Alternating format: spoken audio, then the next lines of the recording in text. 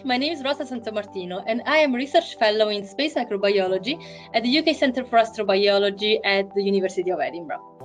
All the major space agencies plan to expand human presence in space and to settle on the Moon first and Mars later. However, the farther we will move from Earth, the less we can think of relying on a constant resupply of resources from Earth. It is therefore necessary to develop sustainable strategies to support human space exploration, including in situ resource utilization and recovering of materials by waste recycling. Now, microorganisms perform many useful tasks for us on Earth, and microbial-based technologies could really be pivotal to the success of human space exploration. However, there is a lot yet to understand on microbial response to space conditions and how to harness their potential for space applications.